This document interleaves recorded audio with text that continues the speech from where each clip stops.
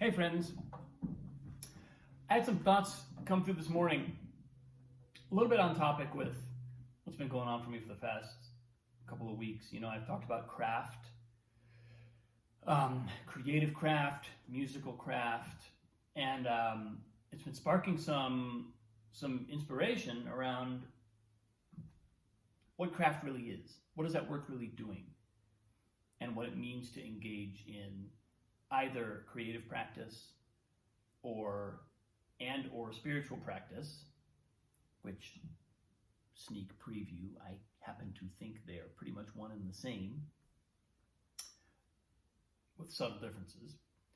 But that's been really emerging for me as something that is significant, because I spoke yesterday about the nature of this post and what this practice of doing a daily video vlog has been for me, what that has meant, what I've gained from it, how I consistently reevaluate what the practice is really about, what's going on underneath it, and that has had kind of a ripple effect on a number of other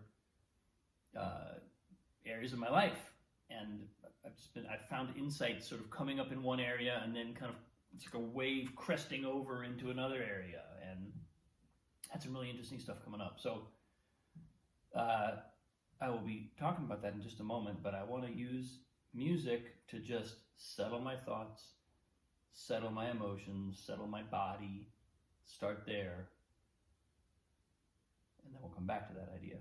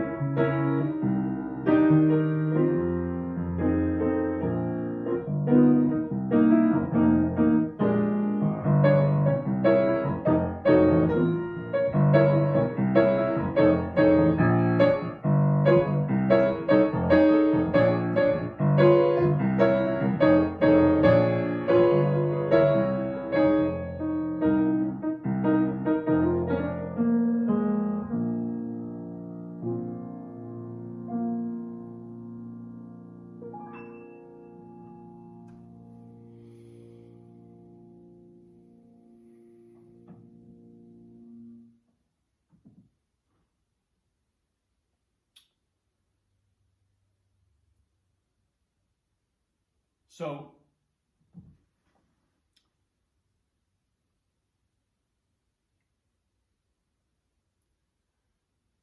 I've spoken a bit about craft over the last couple days. And I recently did a lecture out at Seattle Central Community College, where I spoke about creative process, and in both in preparing that lecture and delivering it, and also in the questions that I was asked, I ended up having a lot to say about creative craft, creative practice. My primary practice being music, although that's almost only partly true, because I feel like I'm as much of a writer as a musician, and the practice of writing has been one that it's been ubiquitous throughout my life. But as a piano makes a great sort of template or archetype for practice, for creative craft, because it's so endlessly evolving. It's kind of multi-dimensional in what it requires of us. There's a physical component, there's an emotional component, there's a psychological component. There is the flow of time, which we have to enter into willingly and sort of surf the flow of time, because music unfolds in time, right? A piece of artwork, after it has been created, a static piece of artwork, can be perceived kind of as an artifact, but music doesn't exist in that way. It only exists in the flow of time. So it's a great. There's a number of ways that I enjoy talking about it as a template for creative craft and craft in general. And what was showing up this morning was something that I have known and probably even talked about before, but the idea that craft, when we're practicing a craft, it's easy to get the impression that we are either building something or creating the toolkit to build something. In other words, if I'm learning my piano craft, if I'm developing my craft as a pianist, I am creating something that will then produce the desired outcome, the desired form of expression. And what struck me this morning, certainly not for the first time, but with maybe a kind of renewed clarity, is that really what craft building does is it creates a space. That's it. There's a kind of, we create the space for something to come through us. We're not producing that thing, and our craft building does not really help us be better producers of art. It helps us become better vessels, more transparent vehicles for an artistic impulse to come through. But the artistic impulse ultimately resides somewhere else. And I think that can be one of the confusions that can happen in the process of learning something like piano, but this could happen just as easily in any other field, is that we somehow think in order to build the craft, in order to get to the piano and do the work, or in order to sit down and start writing, we need inspiration. And that is not true. That's actually that's a fallacy that I try to point out to folks I work with, especially folks who are kind of like genuinely serious about developing their craft. Inspiration is the thing that comes through us, and that our craft ultimately, we could say that guides or channels that inspiration, but almost on a deeper level, it's almost the case that craft is our skilled is a measure of how skilled we are at getting out of the way of that inspiration. So craft building is really an interesting kind of practice. We have to sort of be following a thread, or at least in my experience, it's helpful to have a thread. I'm following something. I want to be able to do this.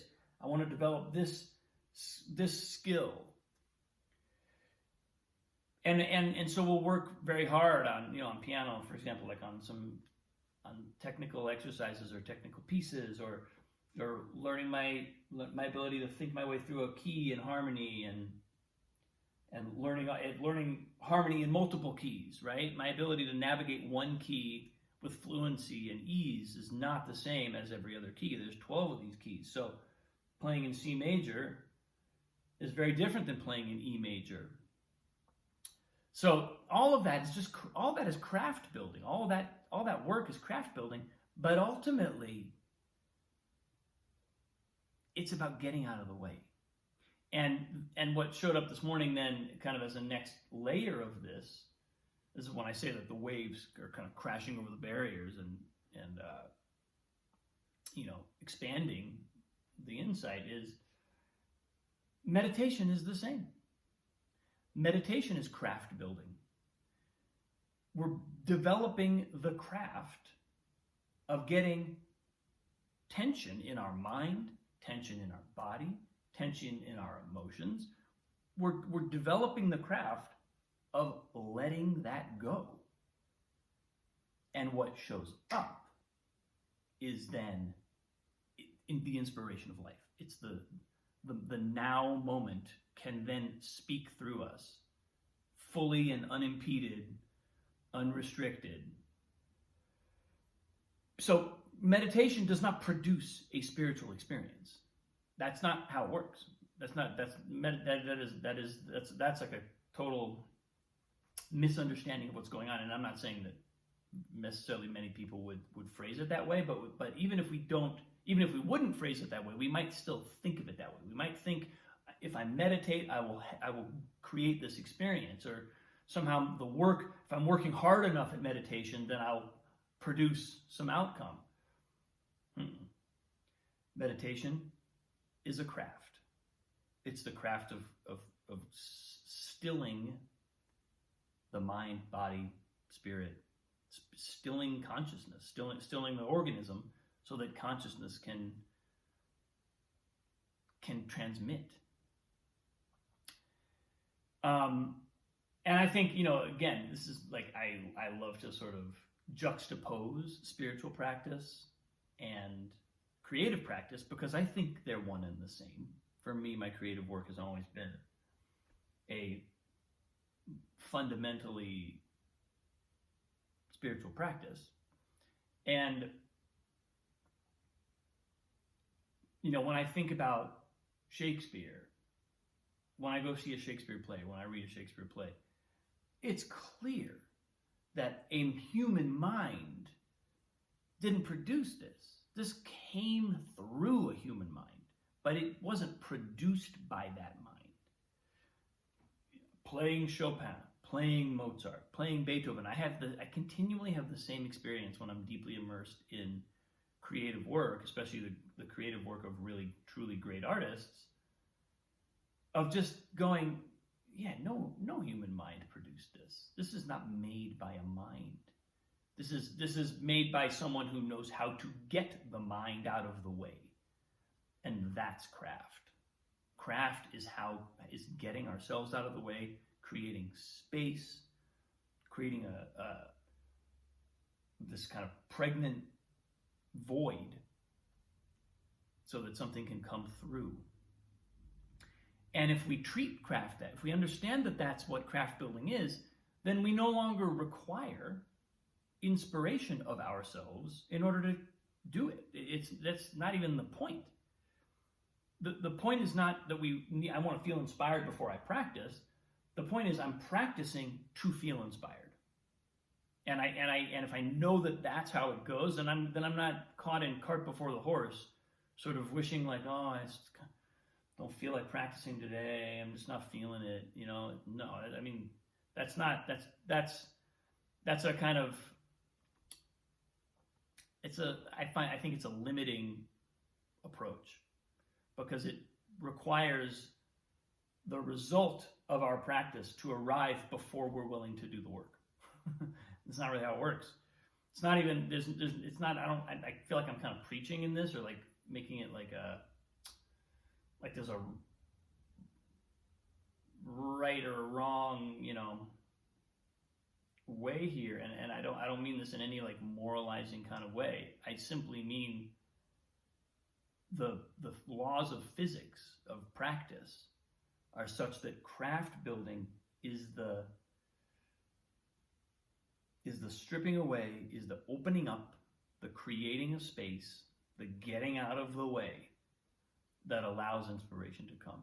And if we know that, then we can be very full-hearted and very enthusiastic about our craft building, even in the total absence of any kind of inspiration. We don't need it. We're not asking for inspiration.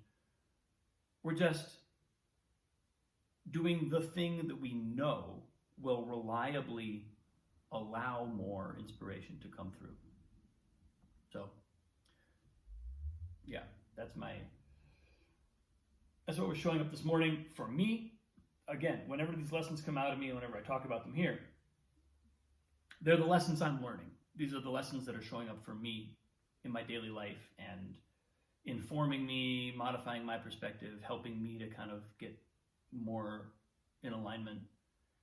And I hope that sharing them might also, ripple out and offer you some value, some insight. So that's what I got today, folks. It's a long one. Thanks for watching. Have a wonderful day. I will see you very soon.